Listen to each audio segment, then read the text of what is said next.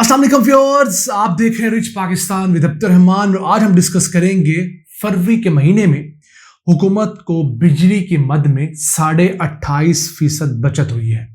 जी हाँ, गुज़िश्ता माह मजमूई तौर पर हुकूमत ने जितनी बिजली पैदा की वो जनवरी के महीने में फ्यूल की मद में 28.5% सस्ती पड़ी।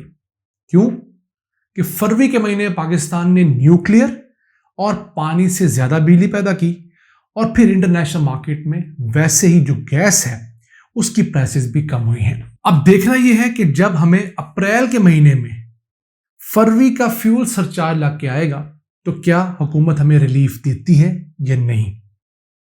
हुकूमत को होने वाली ये बचत हुकूमत खुद अपने खाते में डालती है कि अवाम को भी कुछ रिलीफ पास ऑन करती है। बात करें अगर सिर्फ फरवरी के महीने में, तो इस महीने पाकिस्तान की हाइड्रो पावर जो है, पानी से बिजली पैदा करने की सलाहियत वो बड़ी है और 39.2% इसमें एक माह के दौरान इजाफा हुआ है जनवरी की निस्बत। ऑब्वियसली फरवरी में जब मौसम खुलता है तो ज्यादा पानी आया दरियाओं में, उसकी वजह से हमारे यहाँ जो हाइड्रो पावर के प्रोडक्ट्स हैं उनसे ज्यादा बिजली पैदा हुई। फिर न्यूक्लियर के पावर प्लांट से बिजली की प्रोडक्शन है वो भी बड़ी है, उसमें 85% इजाफा रिकॉर्ड किया गया है। फिर जो इंपोर्टेड गैस से हम बिजली बनाते हैं उसमें 19% इजाफा रिकॉर्ड किया गया है।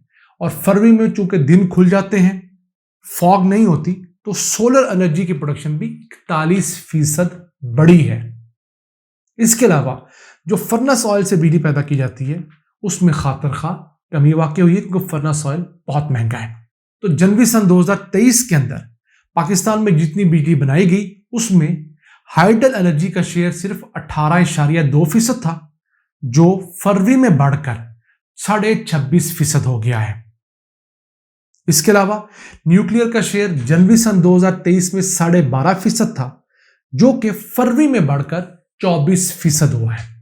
और याद रखिएगा, हुकूमत को यह फायदा फ्यूल की बचत में हुआ है, यानी कि बिजली की जो कॉस्ट होती है उसमें 1/3 हिस्सा फ्यूल की कॉस्ट होती है, बाकी 2/3 तकरीबन उसके ऊपर लिए हुए कर्जे और सूद की रकम की वजह से उसका फी यूनिट कैलकुलेट किया जाता है।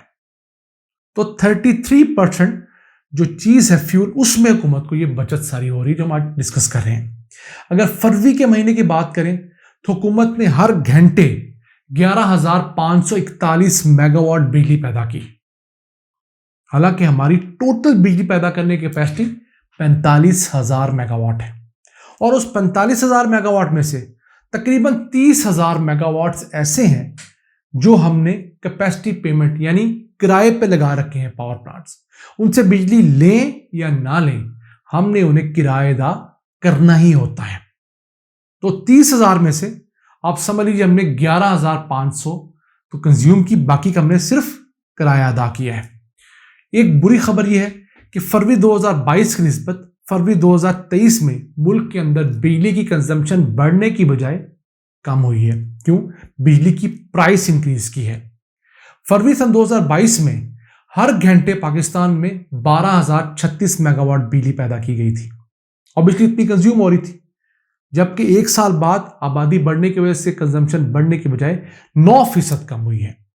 इसी तरह अगर 8 माह की बात करें, रवा मालियाती साल के जुलाई से लेकर फरवरी तक, तो इन 8 माह के दौरान औसतन पाकिस्तान में जो बिजली कंज्यूम की गई वो हर घंटे 14,547 मेगावाट थी, जबकि इससे पिछला साल जो था तब ये 15,652 मेगावाट थी।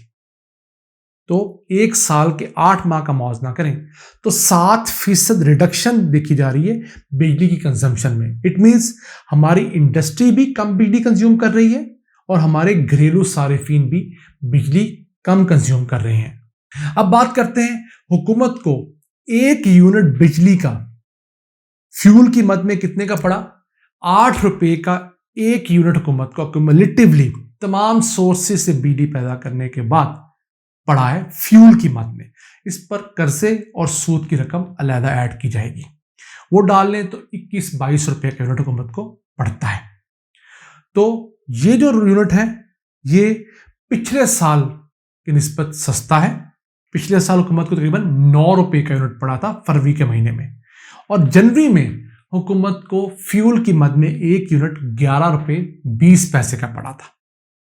अब पाकिस्तान में फ्यूल की मद में होने वाली बचत की एक और रीजन ये भी है कि अब हमारे पास लोकल कोयले पर चलने वाले पावर प्लांट्स की तादाद एक साल के अंदर काफी इंक्रीज की है। एक 1320 मेगावाट का पावर प्लांट ऑनलाइन आ चुका है। इसके अलावा दो 330 मेगावाट के यानी मजमूई तौर पर 660 मेगावाट के coal based power plant online आए हैं गुज़िश्ता एक साल के दौरान। तो उनकी वजह से कोयले के जरिए जो हमारी बिजली प्रोड्यूस होती है उसकी ओवरऑल एवरेज जो है वो रिड्यूस हुई है। तो पाकिस्तान में आज भी हुकूमत आवाम को सस्ती बिजली दे सकती है। इन हालात में ही मुमकिन है।